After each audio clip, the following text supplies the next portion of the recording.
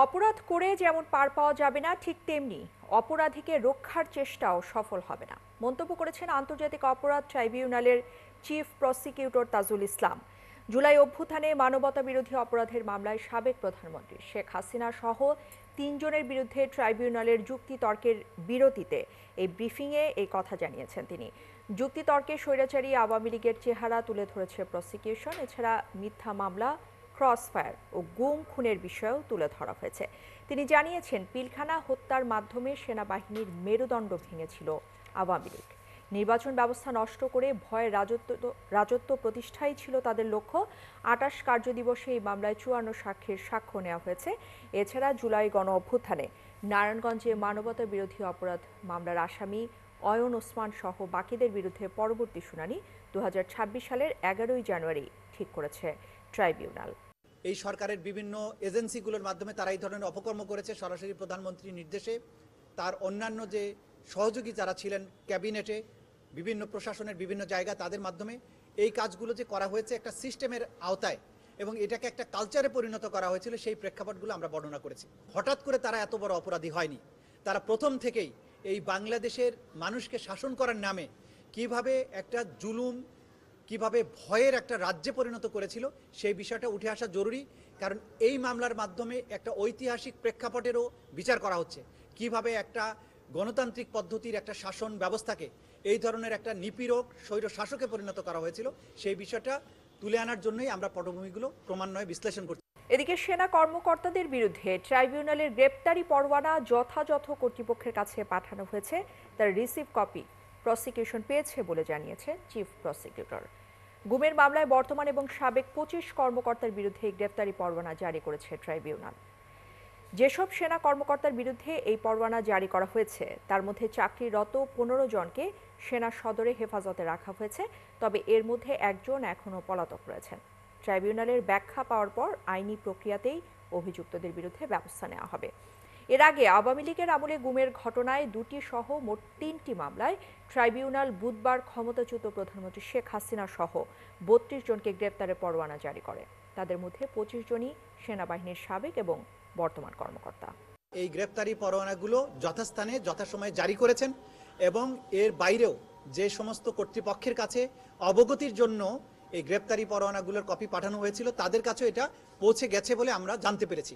International crimes tribunals act 1973, এটা একটা বিশেষ আইন তৈরি করা হয়েছে সেনাবাহিনী, নৌবাহিনী, বিমান বাহিনী, গোয়েন্দা সংস্থা, ডিসিপ্লিন ফোর্স, পুলিশ বাহিনী, এই সমস্ত ডিসিপ্লিন ফোর্সের বিচারের জন্য বিশেষভাবে তৈরি।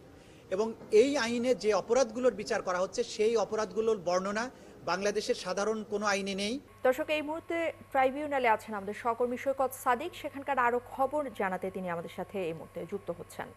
সৈকত, আপনার কাছ থেকে জানতে চাচ্ছি, আপনি তো সকাল থেকেই সেখানে আছেন, আসলে এই মুহূর্তে ট্রাইব্যুনালের মামলা নিয়ে সবশেষ কি তথ্য রয়েছে আপনার কাছে? ট্রাইব্যুনাল ১-এ জুলাই অভ্যুত্থানে যে মানবতা বিরোধী অপরাধ সংঘটিত হয়েছিল, সেই মামলার সেই অপরাধের যাকে বলা হয় মাস্টার মাইন্ড, যিনি সর্বোচ্চ নির্দেশদাতা, ৫ই আগস্ট ক্ষমতাচ্যুত হয়েছেন আওয়ামী লীগের, যিনি টানা ৩বারের প্রধানমন্ত্রী ছিলেন শেখ হাসিনা, তিনি এবং তার যে ২ সিপাহসালার, তাদের বিরুদ্ধে যে মামলাটি ট্রাইব্যুনালে চলমান এবং বিচার কাজে প্রায় বলতে গেলে শেষ পর্যায়ে রয়েছে। গত ৮ অক্টোবর এই মামলার সাক্ষ্য গ্রহণ শেষ হয়েছে এবং আজকে যুক্তিতর্ক উপস্থাপন শুরু হয়েছে এবং চিফ প্রসিকিউটর তাজুল ইসলাম, তিনি কিন্তু বেলা ১২:১৫ বাজে যখন মামলাটি শুরু হয়, প্রায় সোয়া ১ ঘন্টা এই মামলায় তিনি যুক্তিতর্ক উপস্থাপন করেন। মূলত তিনি আন্তর্জাতিক অপরাধ ট্রাইব্যুনালের আইনের ব্যাখ্যা দেন, এই আইনে কি কি বলা আছে, কি কি অপরাধ সংঘটিত হয় এবং গত ১৫ বছর আওয়ামী লীগের শাসনামলে শেখ হাসিনা এবং তার বাহিনী, আইনশৃঙ্খলা বাহিনীর সবাই কিভাবে গুম খুন সহ অপশাসন দুঃশাসন করেছেন, কিভাবে শেখ হাসিনা ক্ষমতা আসার পরেই ২০০৯ সালে বিডিআর বিদ্রোহের মাধ্যমে সেনা কর্মকর্তাদের হত্যার মধ্যেও দিয়ে যে সেনাবাহিনীর কোমর ভেঙে দেওয়া হয়েছে, সেই সব বিষয় তিনি পুরো দুঃশাসন তুলে ধরেছেন এবং কীভাবে শেখ হাসিনা স্বৈরশাসকের ভূমিকা অবতীর্ণ হলেন এবং সব কিছুই ঘটনায় শেষ হয় এই জুলাই অভ্যুত্থানের মাধ্যমে। এবং জুলাই অভ্যুত্থান হয়েছিল এবং সেখানেও যে অপরাধগুলি হয়েছে সেই অপরাধেরই তো বিচার হচ্ছে। এবং এখানে আপনি জানেন যে শেখ হাসিনা সহ ৩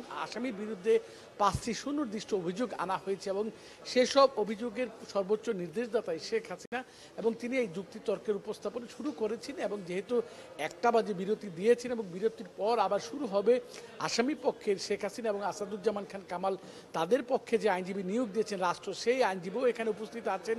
তো যেহেতু শুরু হবে তখন আমরা বাকি বিষয়গুলো তুলে ধরতে পারবো। তবে এর মাঝখানে তিনি যে ব্রিফিংটা দিয়েছেন, তাজুল ইসলাম চিফ প্রসিকিউটর, তিনি অনেকগুলো বিষয় তুলে ধরেছেন। এই মামলার বিচার কার্যক্রমের বিষয় তুলে ধরেছেন। সেনাবাহিনীর যে এখানে যে মামলা, গুমের মামলা, সেই মামলার অনেকগুলো বিষয় তুলে ধরেছেন। যেহেতু 8 অক্টোবর যখন গ্রেপ্তারি পরোয়ানা জারি হয় 3টি মামলার, এবং এই মামলার যে গ্রেপ্তারি পরোয়ানা গতকালকে সেনাবাহিনীর পক্ষ থেকে যে আনুষ্ঠানিক ব্রিফ করা হয়, বলা হয়েছিল যে তারা এখন পর্যন্ত কোনো চিঠি পাননি, সেই চিঠির বিষয়েও তারা জবাব দিয়েছেন।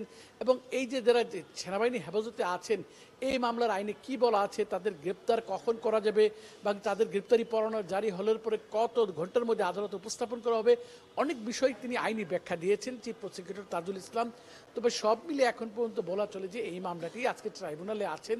আমরা আবার 2টার পর যখন মামলার কার্যক্রম শুরু হবে, যেহেতু এই মামলার কার্যক্রমটি রাষ্ট্রীয় টেলিভিশন বিটিভিতে সম্প্রচার হচ্ছে না, তবে তাদের যে ফেসবুক পেজ প্রসিকিউশনের, সেটা সরাসরি সম্প্রচার করা হচ্ছে। চিফ প্রসিকিউটর আরও জানিয়েছেন, যখন এই মামলার কার্যক্রম তাদের সাইটে দেখানো হচ্ছে বা প্রচার করা হচ্ছে, তখন তারা সাইবার অ্যাটাক হয়েছিলেন, পরে সেটা ফিরে এসেছে। সব মিলে ইশরাত, আমার কাছে এখন পর্যন্ত এই ট্রাইব্যুনালের সর্বশেষ এই হচ্ছে তথ্য, এবং পরবর্তীতে ট্রাইব্যুনাল কার্যক্রম শুরু হলে আমরা বাকি বিষয়গুলো আপনার মাধ্যমে দর্শকদের জানাতে পারবো। আপনাকে। দর্শক, ট্রাইব্যুনাল থেকে আমাদের সাথে যুক্ত হয়েছিলেন আমাদের সহকর্মী সৈকত সাদিক। যাচ্ছি পরবর্তী প্রসঙ্গে। আইন অনুযায়ী ট্রাইব্যুনালে পরোয়ানাভুক্ত সেনা কর্মকর্তাদের বিচার হবে, জানিয়েছেন স্বরাষ্ট্র উপদেষ্টা জাহাঙ্গীর আলম চৌধুরী। দুপুরে ট্রাইব্যুনালে পরোয়ানাভুক্ত সেনা কর্মকর্তাদের বিচার চলাকালে সেনাবাহিনীর হেফাজতে রাখতে চায় এমন প্রশ্নের উত্তরে একথা জানিয়েছেন তিনি। এ সময় উপদেষ্টাদের সেফ এক্সিট নিয়ে তিনি জানিয়েছেন, তার পরিবার দেশেই বসবাস করেন, তার বিদেশে পালিয়ে যাওয়ার কোনো সুযোগ নেই, আর সুষ্ঠু নির্বাচন করতে সব ধরনের ব্যবস্থা নেওয়া হয়েছে বলেও জানিয়েছেন স্বরাষ্ট্র উপদেষ্টা। গণমাধ্যমে খবর বেরিয়েছে যে সেনাবাহিনীর যে অফিসারদের বিরুদ্ধে ওয়ারেন্ট জারি করা হয়েছে, তাদেরকে আর্মি তাদের হেফাজতে রাখতে চায়। ট্রাইব্যুনাল যদি যে আদেশ দিয়েছে, তো সেখানে তারা নিয়ে যাবে, নিয়ে আসবে।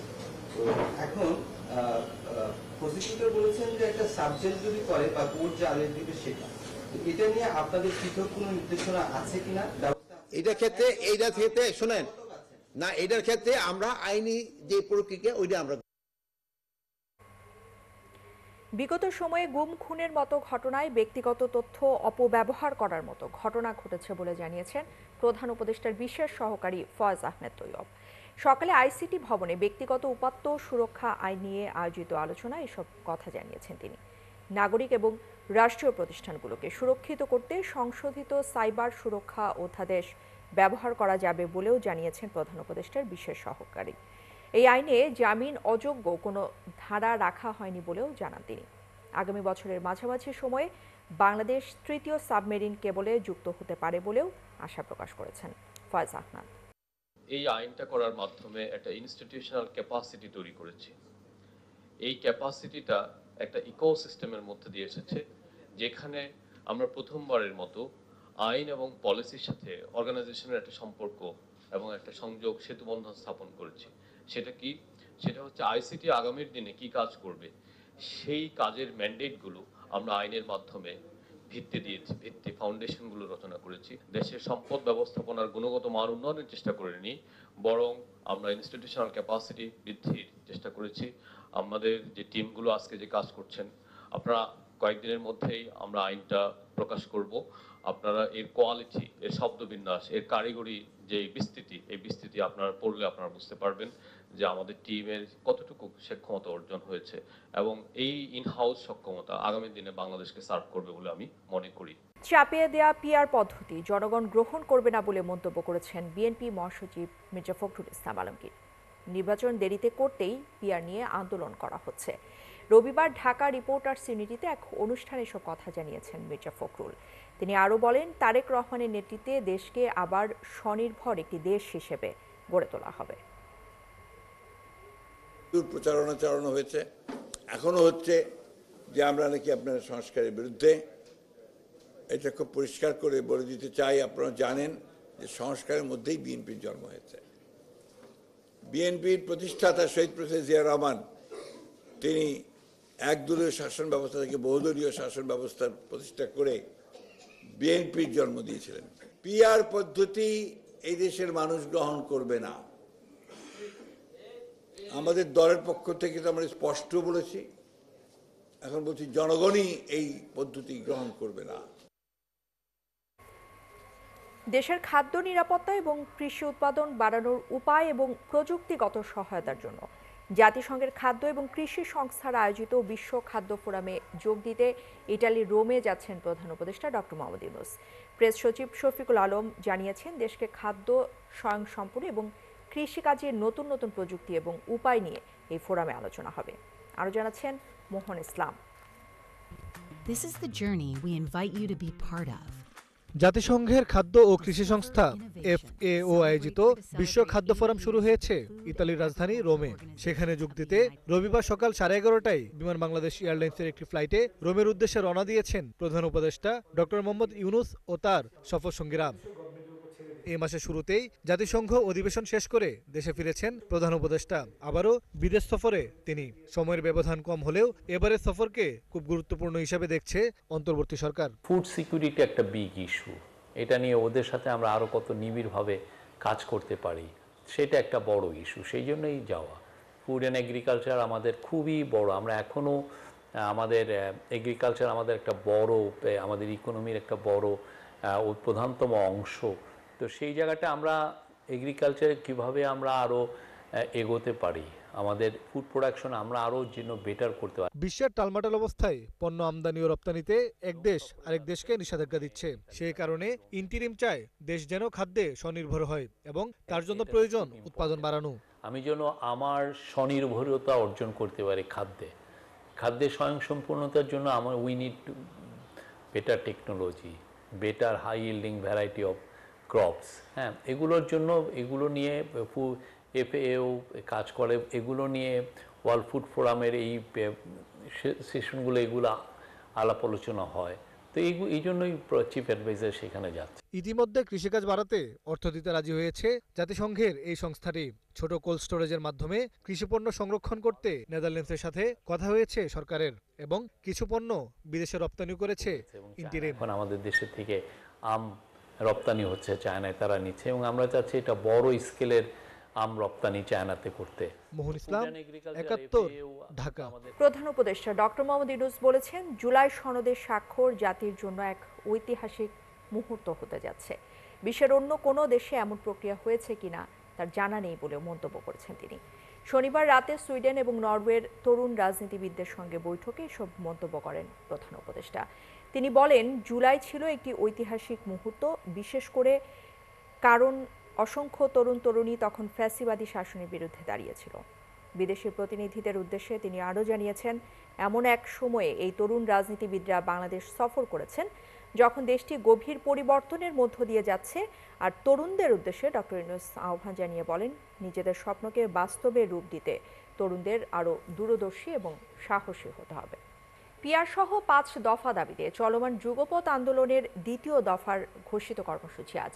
আর এর অংশ হিসেবে আজ সারা দেশে স্মারকলিপি দিয়েছে জামায়াত সহ ইসলামী দলগুলো। প্রধান উপদেষ্টা বরাবর পাঠানো স্মারকলিপি ঢাকা সহ দেশের সব জেলা প্রশাসকের কাছে জমা দেওয়া হয়। স্মারকলিপিতে জুলাই অভ্যুত্থানের প্রেষণা, বিগত সংস্কার কার্যক্রম, জনমনের প্রত্যাশা ও 5 দফা আন্দোলনের যৌক্তিকতা তুলে ধরা হয়। দাবিগুলো আমলে নিতে সরকারকে আহ্বান জানানো হয়। স্মারকলিপি দিয়ে জামায়াতে ইসলামীর ঢাকা দক্ষিণের আমির নুরুল ইসলাম বুলবুল জানিয়েছেন, বিএনপি ছাড়া দেশের সকল রাজনৈতিক দলই পিআর পদ্ধতিতে নির্বাচনের পক্ষে। জাতীয় নির্বাচনের আগেই গণভোট দেওয়ার দাবি জানিয়েছেন তিনি।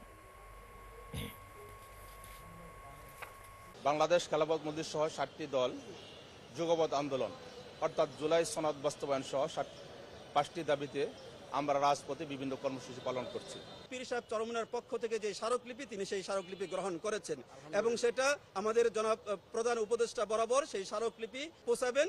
জুলাই সনদ এবং জুলাই ঘোষণাপত্রের আইনগত ভিত্তি নিশ্চিত করার জন্য প্রক্রিয়া সম্পন্ন করে অবশ্যই গণভোট দিতে হবে এবং এই গণভোটের ব্যাপারে সকল রাজনৈতিক দল একমত হয়েছেন একটা রাজনৈতিক দল এটার ব্যাপারে একমত ছিলেন না। 14 অক্টোবর মানববন্ধন বিভাগীয় সদরে এবং ঢাকায় হবে পল্টন মোড়ে, আর 15 অক্টোবর মানববন্ধন হবে সকল জেলা সদরে। মাধ্যমিক শিক্ষা জাতীয়করণের দাবিতে আবারও আন্দোলনে নেমেছেন বেসরকারি স্কুল ও কলেজের শিক্ষকরা। দাবি আদায়ে শহীদ মিনারে এই মুহূর্তে অবস্থান নিয়েছেন তারা, আর প্রজ্ঞাপন জারি না হওয়া পর্যন্ত সেখানেই অবস্থান নেওয়ার ঘোষণা দিয়েছেন বিক্ষোভকারীরা। এর আগে সকাল থেকে জাতীয় প্রেস ক্লাবের সামনে জড়ো হয়ে বিক্ষোভ করেন তারা। 20% বাড়ি ভাড়া এবং 1500 টাকা মেডিকেল ভাতা ঘোষণার দাবিতে রাজপথে নেমেছেন। আগামী 20 অক্টোবরের মধ্যে প্রজ্ঞাপন জারি না হলে কর্মবিরতিতে যাওয়ার ঘোষণা দিয়েছেন। গত 5 অক্টোবর শিক্ষক দিবসে 500 টাকা বাড়ি ভাড়া বাড়িয়ে প্রজ্ঞাপন দেওয়ার পর থেকেই প্রতিবাদে নামে শিক্ষকরা। যদিও পরবর্তীতে শিক্ষা মন্ত্রণালয় 20% বাড়ি ভাড়া বাড়ানোর সুপারিশ জানিয়ে অর্থ মন্ত্রণালয়কে চিঠি প্রদান করে। শিক্ষকরা দাবি করেছেন যতক্ষণ পর্যন্ত সুপারিশ বাস্তবায়ন না হবে ততক্ষণ পর্যন্ত রাজপথ ছাড়বেন না তারা। 20% বাড়ি ভাড়া এবং অন্যান্য সুযোগ সুবিধা আমাদের নিশ্চিত করা। বাড়ি ভাড়া যে পর্যন্ত না করবে পর্যন্ত আমরা রাজপথে আন্দোলন করব।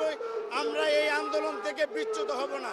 জ্যেষ্ঠ প্রভাষক এবং সহকারী অধ্যাপকের বৈষম্য দূর করে সহকারী অধ্যাপকের সমন্বয় সাধন করতে হবে।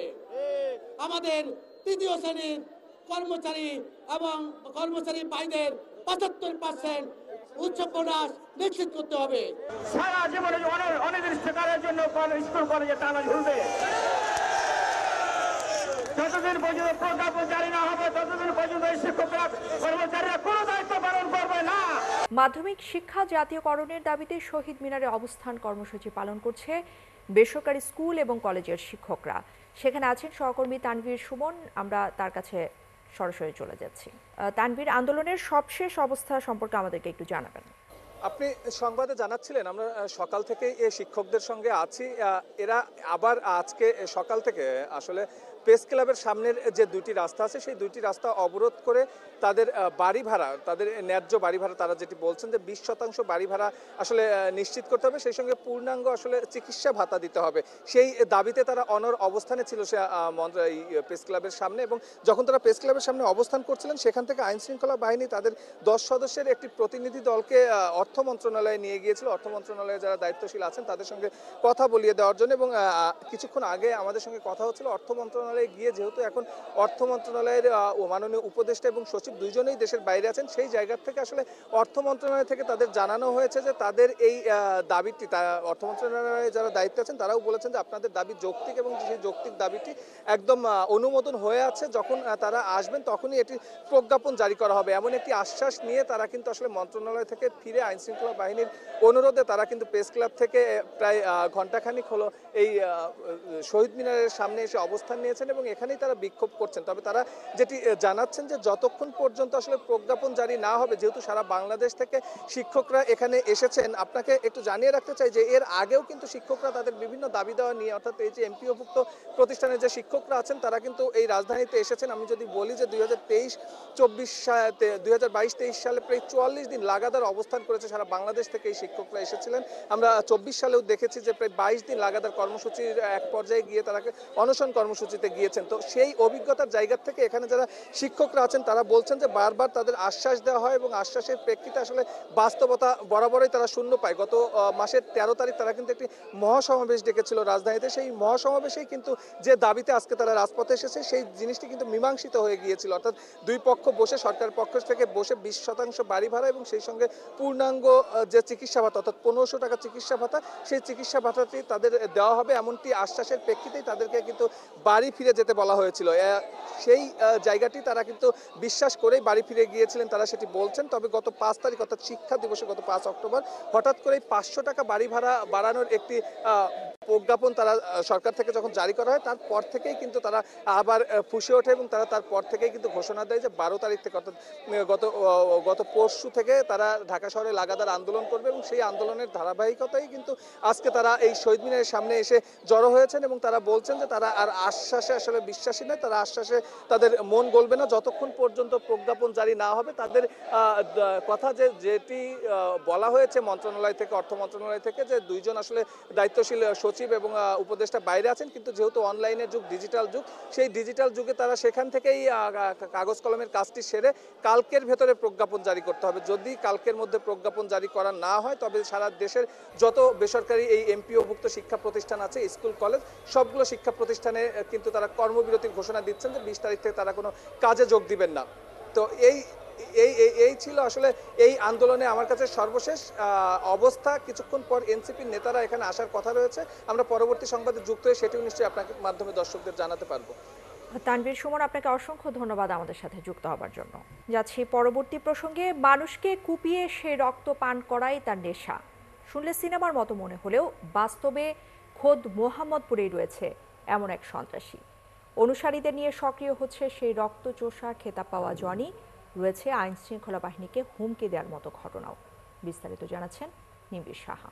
জামশেদ কাঁচের বোতল আছে, 7 স্পিরিট মেরিন্ডার, ওই কাঁচের বোতল দিয়ে আমাকে এখানে ধাম করে একটা বাড়ি দিছে। বাড়ি দেওয়ার সাথে সাথে আমি পড়ে যাই। নিজের সঙ্গে ঘটে যাওয়া ঘটনা কিছুতেই ভুলতে পারছেন না হাবিবুল্লাহ।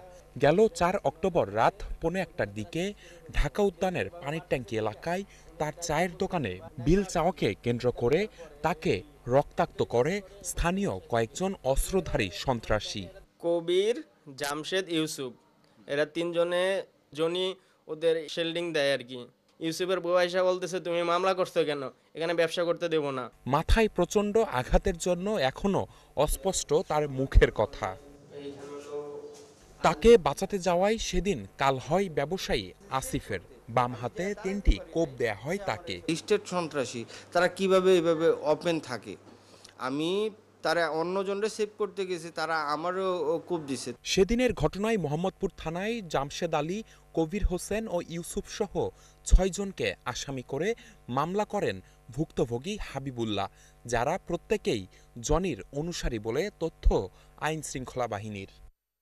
স্থানীয়রা জানান, মানুষকে কুপিয়ে রক্তাক্ত করে সেই রক্ত পান করেন বিধায় তার নাম রক্তচোষা জনি। তার গ্রুপের 23 জনের নাম ও ছবি 71-এর হাতে এসেছে। এখন নিজে আড়ালে থাকলেও অনুসারীদের দিয়ে ছিনতাই, চাঁদাবাজি ও মাদক ব্যবসার মতো অপরাধ করাচ্ছেন বলে অভিযোগ। এলাকাবাসী তাদের যন্ত্রণায় অতিষ্ঠ হলেও ভয়ে ক্যামেরার সামনে কেউ মুখ খুলতে নারাজ। জানি না, আমার জানা মতো হয়নি, আমরা দেখে থাকি সবসময়। আমরা চলে যাবে, সমস্যা আমি করি, তা আমি এরকম। সম্প্রতি ঢাকা উদ্যানের পানির ট্যাঙ্কি এলাকায় আরেক নারীকে ধারালো অস্ত্র দিয়ে কোপায় জনি নিজেই। তার কিছুদিন আগে আইন শৃঙ্খলা বাহিনীর এক কর্মকর্তাকেও মুঠোফোনে হুমকি দেয় সেই জনি। হঠাৎ আমাকে জনি ফোন দিয়ে বসে আমাকে বলছিল, একদিন তো সবার মরতে হবে, শত্রুতা বাড়ায় লাভ কি? এখন তো মোহাম্মদপুরে জনি সহ সবাই একসঙ্গে কাজ করতেছে। পরিস্থিতি আরও ভয়াবহ। পুরানো অনুসারীরা এক হয়ে অস্থিতিশীল করে তুলেছেন ঢাকা উদ্যান, নবোদয়, চন্দ্রিমা ও নবীনগর সহ মোহাম্মদপুরের বড় একটি অংশ। আবার ঢুকতে গেল পুলিশ বলছে, অপরাধী যেই হোক না কেন তাকে ছাড় দেওয়ার উপায় নেই। জনি সহ তার অনুসারীদের গ্রেফতারে অভিযান চলছে। যে নামটি বললেন সে নামটি পরবর্তীতে তদন্তে আমরা পেয়েছি যে যারা আসামি তারা সেই গ্রুপের। তো যখন পুরান মুখ নতুন মুখ যেই হোক অপরাধ যখন করে তখন তাকে কিন্তু আমরা আইনের আওতায় আনার চেষ্টা করি এবং আইনের আওতায় আনি। তো এখানে আমাদের যে অভিযান যেটি চলছে সেটি চলমান থাকবে। সবশেষ 2023 ও 2024 সালে গ্রেপ্তার হয় জনি। পরে জামিনে বের হয়ে আরও ভয়ঙ্কর সে। তার বিরুদ্ধে মামলার সংখ্যা 5টি। নিবিড় সাহা, 71, ঢাকা। রাজনীতিতে নারীর অর্থপূর্ণ অংশগ্রহণ আসলে ঠিক কতটা বাড়ল? চলছে সংস্কার। প্রধান 2 দলের দীর্ঘদিন নেতৃত্ব দিয়েছেন 2 নারী। এমনকি জুলাই আন্দোলনেও শক্তভাবে প্রতিবাদ করতে দেখা গেছে নারীদের। কিন্তু তারপরও নারীদের যেন শুধুই হারিয়ে যাবার গল্প। এ নিয়ে আসলে কি ভাবছেন নারী জুলাই যোদ্ধা থেকে বিশ্লেষকরা? বিস্তারিত জানাচ্ছেন শাহনাজ শারমিন। জায়গায় কি অদ্ভুত মিল সমস্ত রাজনীতিবিদদের, সমস্ত দলে, কি বাম কি ডান কি মধ্যপন্থা সবাই একটা জায়গায় কেউ কোনো কথা বলে না। ঐক্যমুক্ত কমিশনে সবাই যখন দাঁড়ান তখন বাংলাদেশটা একটা পুরুষপন্থী বাংলাদেশ মনে হয়। নারীদেরকে সাইডলাইন করে দেওয়ার চেষ্টা করা হয়েছে। এই পুরো প্রক্রিয়াটার মধ্যে দিয়ে বোঝা যায় যে বাংলাদেশে বর্তমান রাজনৈতিক পরিসর এখনো পর্যন্ত নারীদেরকে অ্যাকোমোডেট করার জন্য প্রস্তুত না। দল ভিন্ন হলেও তাদের সবার ক্ষোভ রাজনীতিতে নারীর প্রতিনিধিত্ব কেন নিশ্চিত হচ্ছে না। বাংলাদেশের যে কোনো আন্দোলনে নারীর অংশগ্রহণ বেশ জোরালো। সবশেষ জুলাই আগস্টেও রাজপথে তাদের উপস্থিতি ছিল চোখে পড়ার মতো। নারীর স্বতঃস্ফূর্ত অংশগ্রহণ সমাজের বিভিন্ন শ্রেণীর মানুষকে রাস্তায় নামতে উদ্বুদ্ধও করেছে। তবে আগেও যেমন রাজনীতিতে শক্ত ছিল না নারীদের অবস্থান, তেমনি এখনো সেটা দেখা যাচ্ছে না। রাজনীতিতে পুরুষতান্ত্রিক মানসিকতা, ভাষার ব্যবহার আর পেশি শক্তির ব্যবহারই কি বিমুখ করছে নারীদের? নারীকে সামনে রেখে বা ঢাল হিসাবে ব্যবহার করে দাবি আদায়ের প্রচেষ্টা, এর ফলাফল যখন নারীরা তার ব্যক্তি জীবন কিংবা নারীদের সামগ্রিক জীবন চিত্রে যখন এর প্রভাব দেখতে চান, প্রভাবের জায়গাটা শূন্য। আপনি যদি প্রথমত সরকার গঠন প্রক্রিয়া দেখেন, সেখানে ডক্টর ইউনূসের মতো একজন মানুষ যিনি নারী ক্ষমতায়ন নিয়ে বাংলাদেশে না পৃথিবীর সর্বমহলে প্রশংসিত, উনিও কিন্তু নারীর অংশগ্রহণ নিশ্চিত করেননি। দ্বিতীয়ত হচ্ছে যে যারা এই আন্দোলনের নেতৃত্ব দিয়েছে প্রত্যেকেই কিন্তু আসলে নারীকে একটা টোকেন হিসেবেই ব্যবহার করেছে।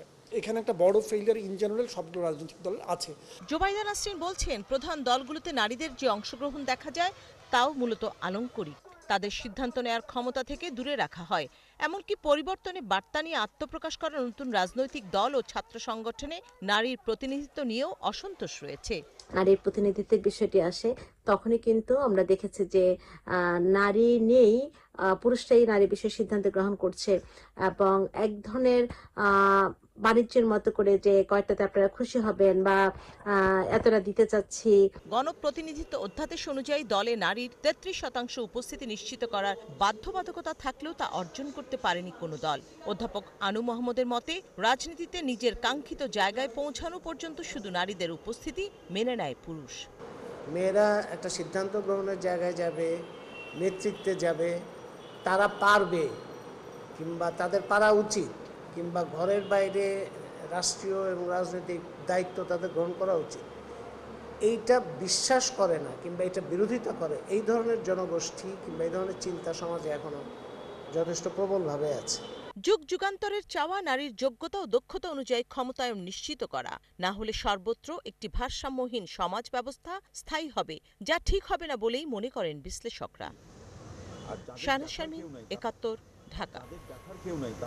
শিশুদের টাইফয়েড থেকে সুরক্ষা দিতে আজ থেকে শুরু হয়েছে দেশের প্রথম জাতীয় টাইফয়েড টিকাদান ক্যাম্পেইন। ১ মাস ব্যাপী এই কর্মসূচিতে ৯ মাস থেকে ১৫ বছরের কম বয়সী প্রায় ৫ কোটি শিশুকে বিনামূল্যে ইনজেক্টেবল টাইফয়েড টিকা দেওয়া হবে। স্বাস্থ্য মন্ত্রণালয়ের তথ্য অনুযায়ী প্রাক প্রাথমিক থেকে নবম শ্রেণী পর্যন্ত শিক্ষার্থীরা ৩০ অক্টোবর পর্যন্ত স্কুল এবং মাদ্রাসায় এই টিকা পাবে। এরপর ৯ মাস থেকে ১৫ বছরের কম বয়সী অন্যান্য শিশুরা বাড়ি বাড়ি গিয়ে টিকা পাবে। আর শহরের পথ শিশুদের টিকাদানের দায়িত্বে থাকবে বিভিন্ন এনজিও। সরকারের লক্ষ্য এই ক্যাম্পেইনের আওতায় ৪,৯০,০০,০০০ শিশুকে টিকা দেয়া। ইতিমধ্যে ১,৬৮,০০,০০০ শিশু নিবন্ধন করেছে এবং নিবন্ধন প্রক্রিয়া এখনও চালু রয়েছে। জন্ম সনদ না থাকলেও নিকটস্থ টিকা কেন্দ্রে স্বাস্থ্যকর্মীদের সহায়তায় নিবন্ধন করা যাবে।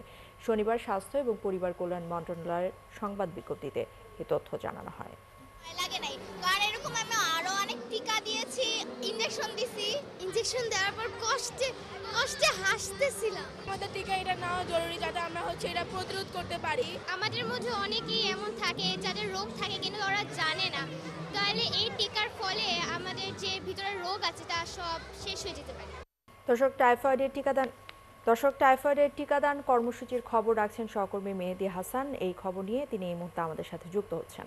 মেহেদী, আমাদেরকে একটু জানাবেন টিকাদান কর্মসূচির সবশেষ কি তথ্য রয়েছে আপনার কাছে? ইশরাত, এখন একদম শেষ পর্যায়ে দুপুর ২টো বাজে। এই সময় একদম আমি এখন গুলশান ১-এর কাছাকাছি বিভিন্ন কেন্দ্রে আমি ঘুরে বেরিয়েছি কিছুক্ষণ আগে। আমি দেখেছি যে প্রতিটা কেন্দ্রে আসলে এখন প্রথম ধাপে স্কুলগুলোকে নির্ধারণ করা হয়েছিল এবং আপনি জানেন সকাল থেকে টিকা প্রদান শুরু হয়েছে এবং সেই সময় এখন 2টো বাজে, কয়েক ঘন্টা অতিবাহিত হয়ে গেছে। একদম শেষ পর্যায়ে আমি কোনো জাস্ট হয়তো 3টার দিকে হয়তো তারা শেষ করে দিবে, যেহেতু শিক্ষার্থীদের প্রায় আজকের মতো টিকা প্রদান শেষ হয়েছে। আপনি জানেন এটা মাসব্যাপী চলছে এই টাইফয়েড টিকা প্রদান কর্মসূচি এবং এটা সরকার বিনামূল্যে দিচ্ছে ঢাকা সহ সারা দেশে। তবে একসাথে যদিও আজকে উদ্বোধন হয়েছে, আজকে থেকে শুরু, কিন্তু প্রতিটা স্কুল বা প্রতিটা হাসপাতালে কিন্তু একসাথে টিকা প্রদান চলছে না। তা স্বাস্থ্য অধিদপ্তরের যে ইপিআই বিভাগ আছে সেখানে একটা রুটিন করা আছে যে কোন জোনে কোন এলাকায়, যেমন গুলশান একে কোন কোন স্কুল বা কোন কোন হাসপাতাল, এমনভাবে ঠিক মোহাম্মদপুর, মিরপুর বিভিন্ন স্কুল ধাপে ধাপে কিন্তু টিকা প্রদান দিবে বা যে স্কুলগুলো আছে সেখানে কিন্তু টিকা দেয়া হবে। তো আমি কিন্তু সকালে মালিবাগ, মগবাজার এবং এখন আমি গুলশান একে আছি, বিভিন্ন স্কুলে যে টিকা কেন্দ্রগুলো আছে সেখানে ঘুরে বেরিয়েছি। সেখানে দেখেছি যে শিশুরা কিন্তু যে বয়সীমা নির্ধারণ করা হয়েছে 9 মাস থেকে 15 বছর, সবাই কিন্তু আসলে স্বতঃস্ফূর্তভাবে টিকা গ্রহণ করছে এবং কারো কিন্তু আসলে কোনো ভয় বা সংকোচ কাজ করেনি, সবাই খুশি মনে নিয়েছে। এবং বিষয়টি আমি দেখেছি যে প্রতিটা শিশুকে পিতামাতার পক্ষ থেকে অথবা শিক্ষা প্রতিষ্ঠানের পক্ষ থেকে অথবা বিভিন্ন এনজিও অথবা স্বাস্থ্য বিভাগের বিভিন্ন প্রতিনিধিরা কিন্তু স্কুলে গিয়ে তাদেরকে কাউন্সেলিং বা আলোচনা করেছে যে এই টিকাটা কেন আমাদের নেওয়া দরকার। সেই কারণে হয়তো শিশুরা অনেকটা এগিয়ে আছে, টিকা নিতে তারা খুবই খুশি মনে নিয়েছে এবং কারো পার্শ্ব প্রতিক্রিয়া হয়নি। তো আপনি জানেন যে আজকে 9:30টার দিকে কিন্তু আজিমপুরের একটি টিকা কেন্দ্রে স্বাস্থ্য ও পরিবার কল্যাণ মন্ত্রণালয়ের যে উপদেষ্টা আছেন তিনি কিন্তু আজকে উদ্বোধন করেছেন। সেই হিসেবে কিন্তু ঢাকা সহ সারা দেশে টিকা প্রদান শুরু হয়। সেখানে কিন্তু তিনি বলেছেন যে 5 কোটি টিকা দিবে শিশুকে কিন্তু টিকা দেয়া হবে এবং 5 কোটি শিশুকে টিকা দেওয়া হবে এবং এখন পর্যন্ত 2 কোটির কাছাকাছি নিবন্ধন করেছে এবং শুধু জন্মসনদ না থাকলেও যে কেউ এলেই কিন্তু টিকা নিতে পারবে। ইসরাত, ধন্যবাদ আপনাকে। দর্শক, টাইফয়েডের টিকাদান কর্মসূচির সবশেষ খবরাখবর জানাতে আমাদের সাথে যুক্ত হয়েছিলেন আমাদের সহকর্মী মেহেদি হাসান। সারা দেশে একযোগে 9 মাস থেকে 15 বছরের কম বয়সী শিশু কিশোরদের বিনামূল্যে টাইফয়েডের টিকা দেওয়া শুরু হয়েছে। স্বাস্থ্য বিভাগ জানিয়েছে এই কর্মসূচির মাধ্যমে টাইফয়েডের মতো জটিল রোগ থেকে সুরক্ষা পাবে আগামী প্রজন্ম। সহকর্মীদের তথ্য এবং ছবিতে প্রতিবেদন।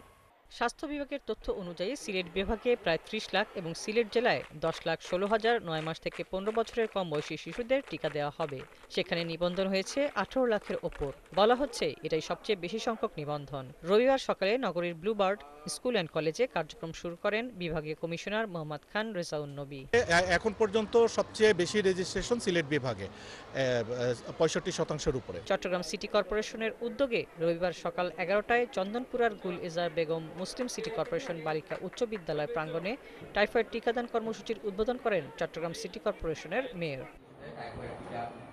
মেহেরপুরে সকাল 9টায় গাংনী উপজেলার পশ্চিম মালসাদহ পৌর আদর্শ সরকারি প্রাথমিক বিদ্যালয়ে টিকাদানের উদ্বোধন করেন উপজেলা নির্বাহী অফিসার আনোয়ার হোসেন। বগুড়া শহরে সকালে BIAM model school and college ক্যাম্পাসে এই কর্মসূচির উদ্বোধন করেন জেলা প্রশাসক হোসনা আফরোজা। এবার জেলায় 9.5 লাখ শিশুকে টাইফয়েডের টিকা দেওয়া হবে। অভিভাবকবৃন্দ তাদের বাচ্চাদেরকে নিয়ে যে কোনো টিকাদান কেন্দ্র থেকে তারা স্পট রেজিস্ট্রেশনের মাধ্যমে টিকাটি নিতে পারেন। নাটোরে সকাল 9:30টার দিকে Natore collectorate public school and কলেজে টিকাদানের উদ্বোধন করেন জেলা প্রশাসক। সকালে মৌলভীবাজার সরকারি উচ্চ বিদ্যালয় কেন্দ্রে টিকাদান ক্যাম্পেইনের উদ্বোধন করেন জেলা প্রশাসক ইসরাইল হোসেন। ঠাকুরগাঁও জেলায় 4 লাখের বেশি শিশুকে বিনামূল্যে টাইফয়েড টিকা দেওয়া হবে। সকাল 9টায় ঠাকুরগাঁও সরকারি বালক উচ্চ বিদ্যালয় মাঠে এ কর্মসূচির উদ্বোধন করেন জেলা প্রশাসক ইসরাত ফারজানা। আশা করি যে আমাদের যে টার্গেট রয়েছে 4 লক্ষেরও অধিক শিশু, তারা সকলে এই টিকাটা পাবে এবং টাইফয়েড থেকে তারা সুরক্ষিত থাকবে। মানিকগঞ্জ জেলার 7 উপজেলায় মোট 4,34,000 শিশুকে টাইফয়েড টিকা দেওয়ার লক্ষ্যমাত্রা ধরা হয়েছে। সকাল 10টায় জেলা সদরের আদর্শ সরকারি প্রাথমিক বিদ্যালয়ে আনুষ্ঠানিকভাবে এর উদ্বোধন করা হয়। আমাদের 2 ভাগে হবে।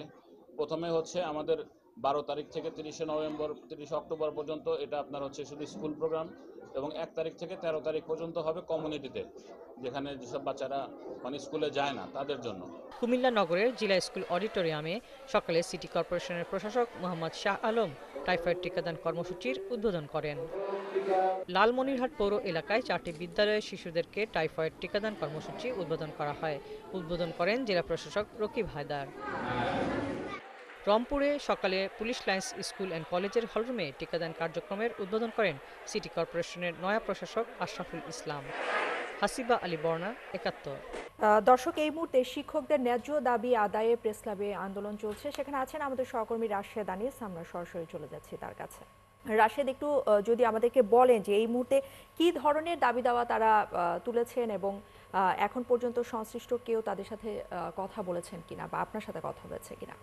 শিক্ষকদের যে দাবি দেওয়া রয়েছে সেটি নিয়ে কিন্তু আমি কিছুক্ষণ আগে ছিলাম শাহবাগে, এবং শাহবাগে কিন্তু জাতীয় জাদুঘরের সামনে কিন্তু তারা ব্যারিকেড দিয়ে আন্দোলন করছে। একাধিক জায়গায় কিন্তু আন্দোলন হচ্ছে বলে আমরা শুনেছি। সচিবালয়ের সামনে হচ্ছে। মাত্রই কিন্তু আমি এখানে আসলাম, অল্প কিছুক্ষণ আগে কিন্তু এখানে একটি সংঘাতের ঘটনা ঘটেছে। পুলিশ ছত্রভঙ্গ করে দিয়েছে যারা আসলে অবস্থান কর্মসূচি পালন করছিল।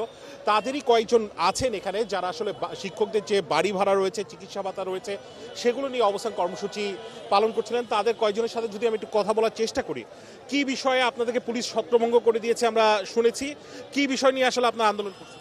আমাদের মূলত আজকের 3 দফা নিয়ে আমাদের আন্দোলন। প্রথমত হচ্ছে আমাদের বাড়ি ভাড়া 20% করার দাবি ছিল।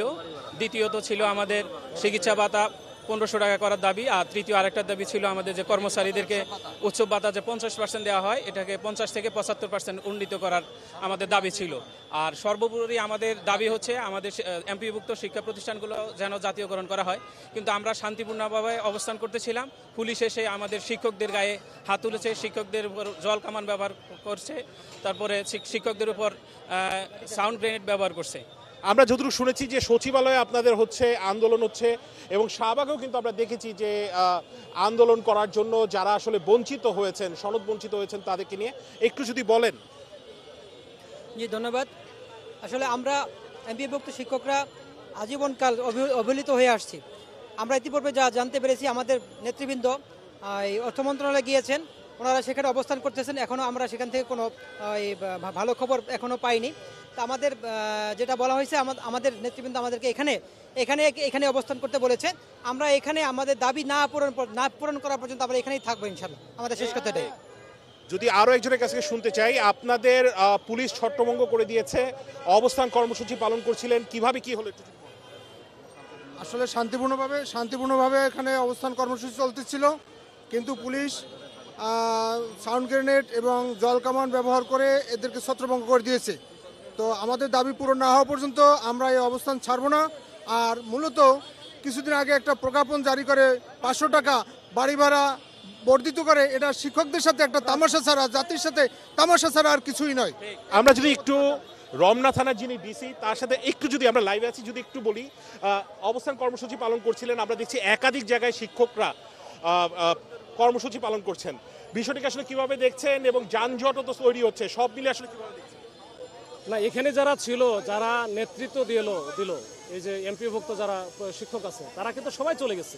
তারা এখন কোথায় গেছে? ওই যে শহীদ মিনারে সবারই যাওয়ার কথা, কিন্তু ওনারা অন্য যারা ছিল তারা আর গেল না। তো তারা কি কারণে গেল না, এদেরকে বারবার আমরা আসার পরে ওরা কিন্তু সব ওইখানে। তাদের সাথে আমরা কথা বললাম যে আপনারা তো সিদ্ধান্ত নিলেন যে আপনারা শহীদ মিনারে যাবেন, তাহলে এখন ওনারা যারা আছে তারা কারা? তো বলে এরা আমাদের সাথে না, এরা হয়তো অন্য উদ্দেশ্য নিয়ে আসছে। তখন কিন্তু আমরা এদেরকে এসে তাও 10 মিনিট সময় দিয়েছি। দেওয়ার পরে তখনও যদি যখন না গেল, তখন কিন্তু আমরা ডিসপার্স করার জন্য আমরা সাউন্ড গেট এবং অন্যান্য যে আমাদের টুলস আছে এটা ব্যবহার করে, মাটিতে বাড়ি ব্যবহার করে, সাউন্ড ব্যবহার করে, বাঁশি ব্যবহার করে আমাদের ঠেলে দিয়েছি। এটা হচ্ছে শিক্ষকের কারণে আমরা কিন্তু খুব বেশি এগ্রেসিভও হই নাই, যে ঠিক আছে আমাদের রাস্তা দুটা পুরো কমপ্লিটলি এখানে বন্ধ ছিল, প্রচণ্ড জ্যাম হচ্ছিল, মানুষের দুর্দশা হচ্ছিল। যারা নেতৃত্ব দিচ্ছে তারা কিন্তু ঠিকই বুঝছে, বোঝার পরে তারা কিন্তু চলেও গেল যে ঠিক আছে আমরা মানুষকে কষ্ট দিতে চাই না, আমরা শহীদ মিনারে যাই, ওখানে আমরা কারো সাফারিংস হবে না। কিন্তু ওনারা কেন এখানে থাকলো, এখানেই থাকতে চাই। আমরা 10 বার হচ্ছে কারণ ওনাদেরকে বিভিন্ন জায়গায় সরাইছি, তারপর আবার এখানেই আসতে হবে। এখন এখানে আসলে হয়তো 20% বাড়ি ভাড়া পাবে কিনা আমি জানি না। বহিরাগতদের মানে কোনো ধারণা? এটা হচ্ছে ওনাদের নেতৃত্বে যারা আছে তারা বলছে, এখানে যারা আছে এদের মধ্যে হয়তো বহিরাগত যা আছে, যারা এই আন্দোলনটা নস্যাৎ করতে চায় তারা এখানে আছে, এটা ওনাদের বক্তব্য। অসংখ্য ধন্যবাদ। শুনছিলেন, এখন কিন্তু পরিস্থিতি মোটামুটি স্বাভাবিক রয়েছে। যারা নেতৃত্ব দিচ্ছিলেন তারা কিন্তু শাহবাগের দিকে চলে গেছে, শহীদ মিনারের দিকে চলে গেছেন এবং সেইখানে কিন্তু এনসিপির যারা নেতৃত্ব দিচ্ছেন সামান্তা শারমিন এবং হাসনাত আব্দুল্লাহ সহ সেখানে কিন্তু একটি কর্মসূচি পালন করা হচ্ছে। ধন্যবাদ আপনাকে। দর্শক, মাধ্যমিক শিক্ষা জাতীয়করণ সহ 3 দফা দাবিতে শিক্ষকদের আন্দোলন চলছে, সেই খবর আমাদেরকে জানাচ্ছিলেন আমাদের সহকর্মী রাশেদ আনিস।